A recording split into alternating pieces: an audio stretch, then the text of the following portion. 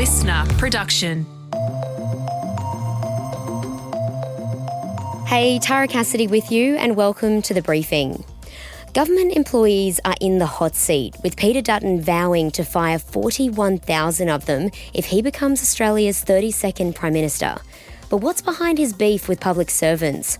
What will the consequences be for the rest of us? And is it scoring him any points? Framing it as waste makes it an easier political conversation to have. I think anyone who pays taxes would be against the idea of a government wasting their money. That chat coming up in the second half of this episode. First, though, it's time for the headlines with Chris Spyrou this Friday, the 4th of April.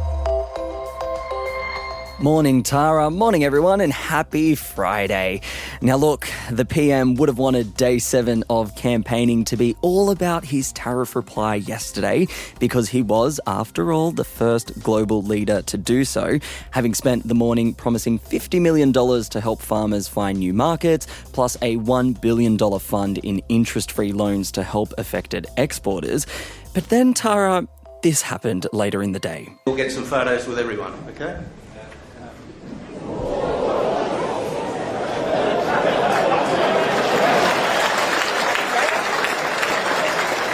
The poor bloke had his very own Joe Biden and John Howard moment, slipping off the stage at a press conference in New South Wales's Hunter Valley. Yeah, he reckons he didn't fall, just that he stepped back and one leg went down. But look, you go watch the footage, you be the judge. Either way, as you heard, it caused a bit of a ruckus in the room, in the press conference, with the PM getting an applause from everyone after signalling he was all good, Chris. Yeah, and I was so relieved to hear that reaction too. I thought that is Australian. That is how we react to things. Australia. Look, and to summarise his day very briefly, he did kick it off in Melbourne's inner north, then was off to New South Wales, hitting up Newcastle, then the Hunter, where Labor hold a number of key seats. And he ended his day in Sydney, where he and the opposition leader will be campaigning today. Yes, and on Peter Dutton, he hit the East Coast yesterday for the first time on the campaign, starting his day with a presser in Perth before travelling to regional Western Australia. And he spent the day there appealing to the mining, gas and metals industry, as well as the state's sheep farmers, calling Labor's legislated ban to phase out live exports by 2028 one of the most shameful acts of this government, and he's previously promised to lift the ban if elected. Now, one thing to mention is we have a second election debate on the cards, Chris. The AVC has come out and said that they're going to be hosting an in-house, in-studio debate on April 16. And as we know, the first debate is going to be held by Sky this Tuesday coming on April the 8th. Sticking with politics, podcaster Abbie Chatfield has slammed LNP Senator Jane Hume, accusing her of purposefully prompting an AEC investigation into her interviews and collaborative posts with the Prime Minister and Greens leader Adam Bandt to, and I quote, make an example of left-wing influencers. Today has caused me an immense amount of stress. It terrifies me. They're spending their time discrediting people who are genuinely supporting the Labor Party and the Greens Party and wasting the AEC's resources to look into something that was never legitimate in the first place. Yeah, the AEC did clear Abbie Chatfield's interviews yesterday after the investigation first made national headlines, though. They said that while her content could appear as influencing people on how to cast their votes, there was no evidence of any kind of payments or that either leader had any creative control over the questions that were asked in the interviews. Abbie had previously publicly stated that she wasn't paid and that some of the questions largely came from her listeners of her podcast. She also had invited Peter Dutton on the show, but he had declined. Now, while the interviews were A-OK, the AEC says it's still reviewing her collaborative social media posts. Changing pace now, a Victorian man's been charged over 2 alleged threats to kill a politician just days after the Australian Federal Police warned such offences were on the rise. Police allege a Ballarat man in his 50s sent 2 threatening emails to a federal MP last month before his home was raided and he was arrested. He was granted conditional bail and will next front court in June. Yeah, and while we're on crime, Chris, there was another incident that happened in Victoria yesterday, but this time at the MCG. There were 2 men that were were arrested after allegedly getting into the 82,000-person packed stadium yesterday during the Collingwood and Carlton clash with 2 loaded guns. Yeah, police say the pair were found with the weapons down their pants and had somehow managed to get past security, only coming to their attention after they began to cause issues in the second half of the game and were asked to leave but had refused. The 37-year-old and 21-year-old men are now in custody but haven't been charged. Now, it's been little over a year since the law banning gay conversion therapy passed in New South Wales Parliament, and today it comes into effect. Yes, the law empowers the state's anti-discrimination body to investigate any complaints about conversion practices from today, and where matters can't be resolved through conciliation, so that's like mediation but with a little bit more meat, it packs a bit more of a punch, it can be referred to the New South Wales Civil Tribunal. Importantly, that is not a criminal court, that is a civil and administrative body. Yeah, and look, conversion practices are defined as targeted practices, treatments or sustained efforts to try and change someone's sexual orientation or gender identity. Now, the state's Attorney General's office has made clear that the ban does not extend to general religious teaching or expressions of religious principles. Now, it follows similar moves made in Victoria, the ACT and South Australia, with Queensland still just having a partial ban, while WA has committed to reform. And our Matildas are going head-to-head with South Korea in a friendly in Sydney tonight, but without some star players, Tara. Captain Sam Kerr had been cleared to return to the national team following her UK trial this week, but she, as well as Ellie Carpenter and Hayley Rasso, won't be taking to the pitch, all due to injury. Yeah, and it's not just them. We've also learnt that star goalkeeper Mackenzie Arnold's in serious doubt after injuring her arm during training. Now, the Tillies will face South Korea again on Monday, all the while Football Australia is continuing its search for their permanent coach. We're really just focused on becoming the Matildas that everyone fell in love with, and hopefully the new coach can bring that same energy and all these things that we need to give us the best opportunity to win the Asian Cup next year. That was Alana Kennedy there, and tonight's match kicks off at 8 p.m. Sydney, Melbourne time, or if you're in Brisbane, 7 p.m. Yeah, and I'm very excited to watch them play. I mean, the sentiment around the Tillies at the moment is that they could be doing a little better, which Alana Kennedy touched on there. So that's not my words. Those are not my words. Those are her words. Look, if you are wondering why our Tillies and Socceroos aren't doing too great at the moment, I did look into it last year with sports journo Adam Peacock. I will link that all in the show notes there, but nevertheless, we're backing them in. Yeah, come on the Tillies. Let's get that World Cup fever back around them and try and support them. We need another win. Absolutely. Hey, Tara, that brings our headlines to a close. Well done, headlines listeners. We made it to another week of headlines and it was jam-packed this week. Coming up next is my deep dive, looking into Peter Dutton's promise to cut the public service, what that means for you and what his thinking behind it is.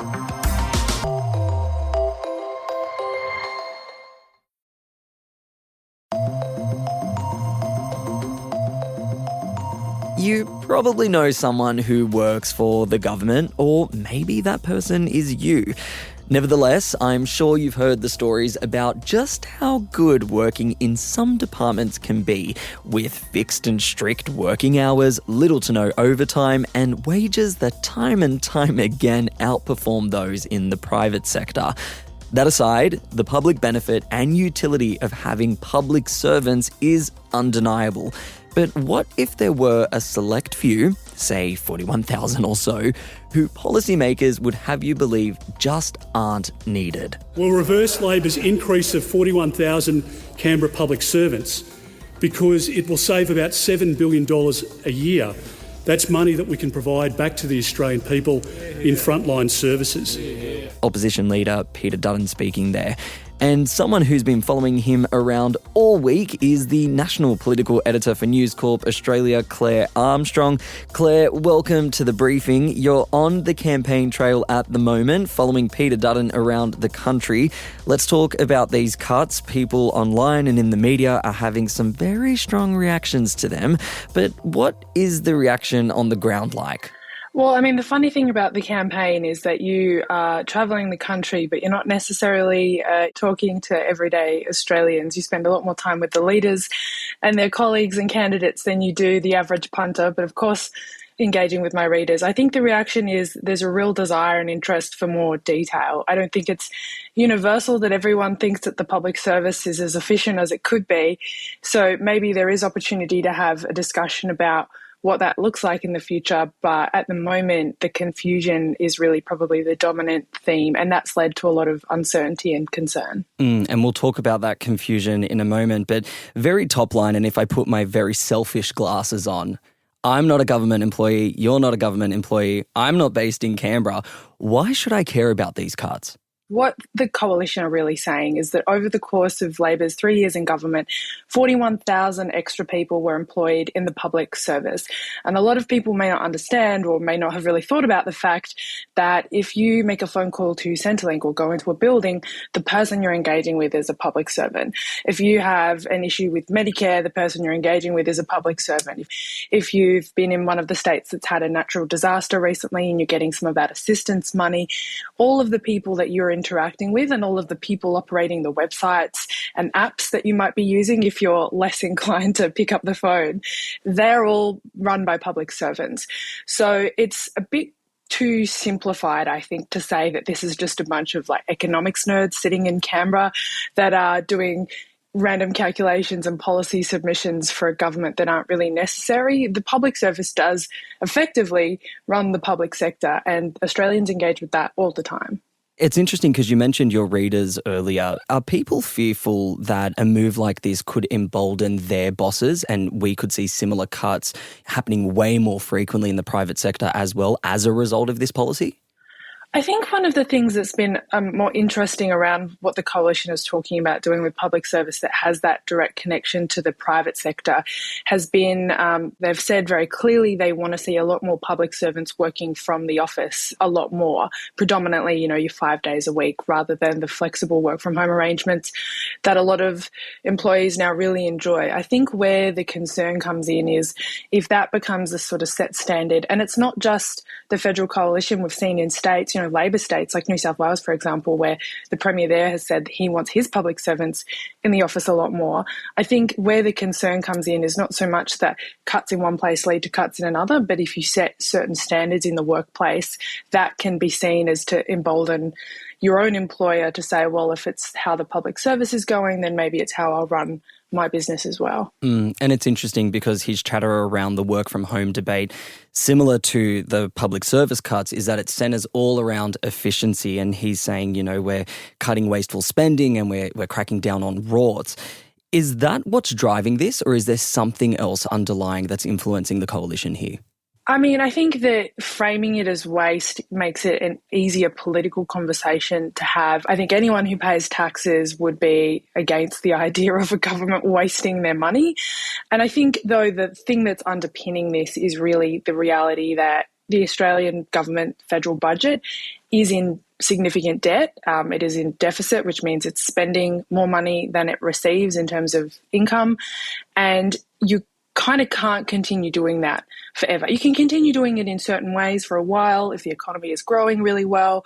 We're off the back of a pandemic. We're off the back of a high inflation period where growth has really slowed, all those interest rate hikes. So I think that it's more complicated than just saying waste or not. The government and coalition, Labor and Liberal, whoever win, is going to have to find ways to save money and try and get that budget into better shape. The coalition thinks they're onto a winner with this public service argument.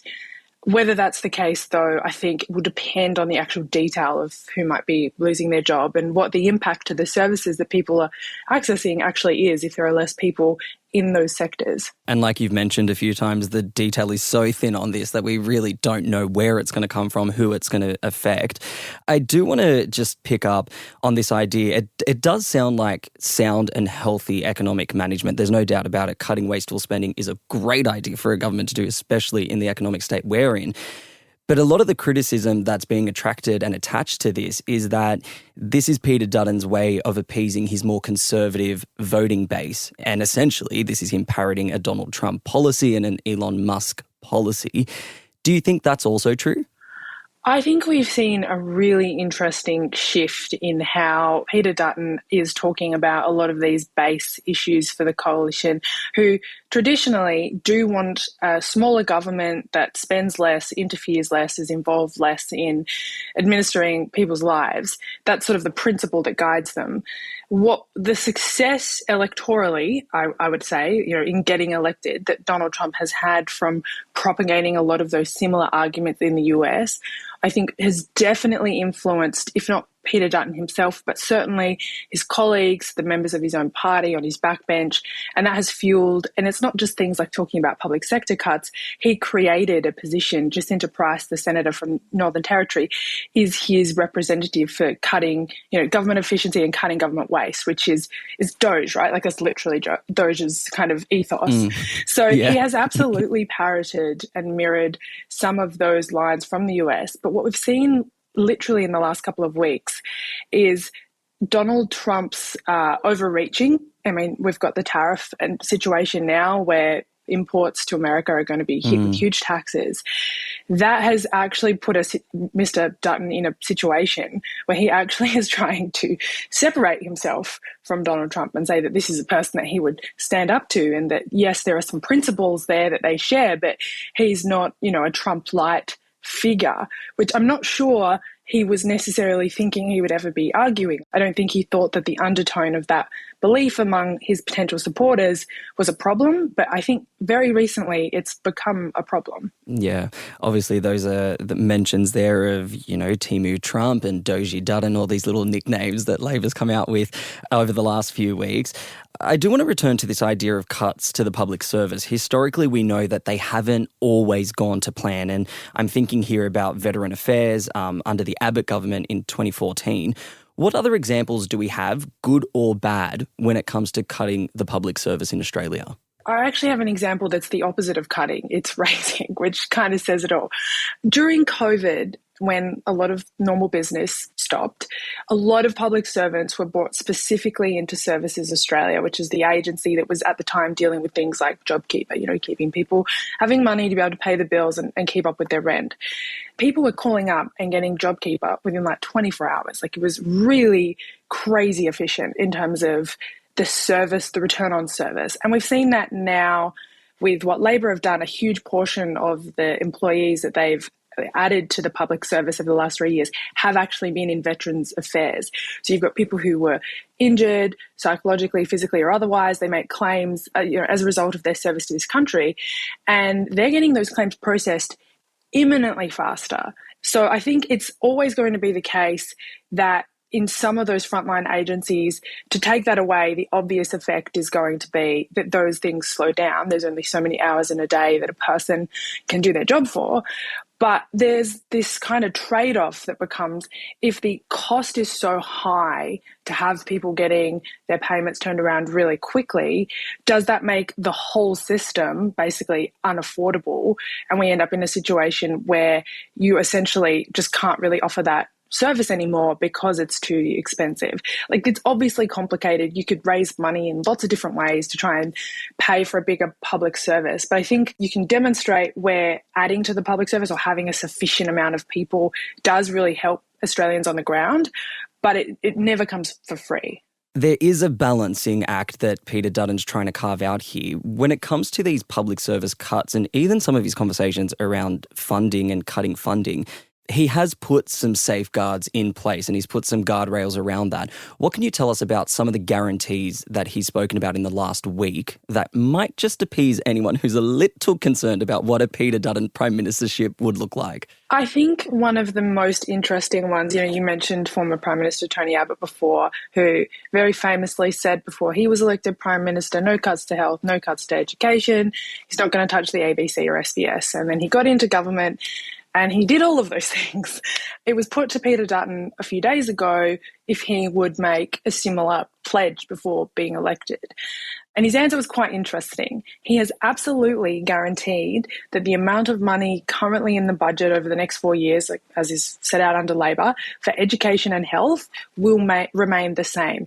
He definitely carved out the ABC and SBS in that, so read into that what you will. However, he has said he may move money around within that. And one of the things I've been writing about in the last couple of days has been his focus on education and saying that we need to get a lot of the money out of the bureaucracy and into frontline services. I think the line he says is, the Commonwealth doesn't employ teachers and doctors, which is true. The states do that, and their public services are enormous because, of course, that includes all of those kinds of employees.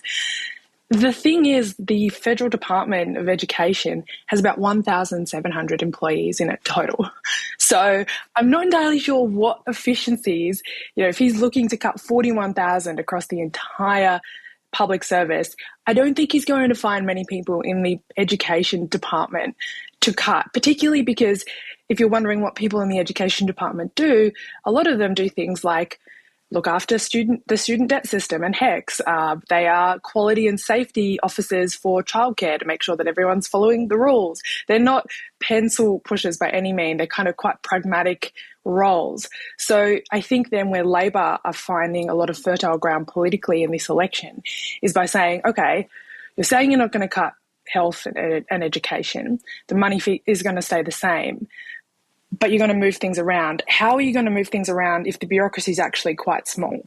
You're probably going to be looking to shuffle and cut and move things around elsewhere, whether that's the case or not. But that's the danger now for Peter Dutton. He has put guardrails in, but I personally think he needs to put in a lot more if he wants to be able to have this kind of nuanced conversation about efficiency in the public sector. Clare Armstrong, thank you so much for joining us on The Briefing, and have a fun time on the bus and plane with all the media and the opposition leader.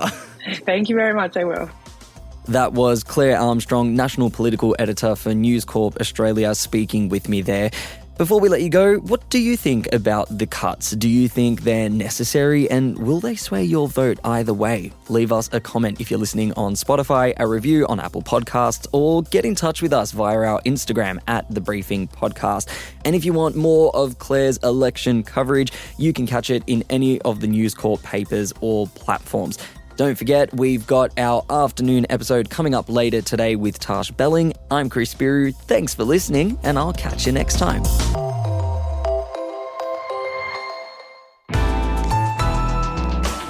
Listener.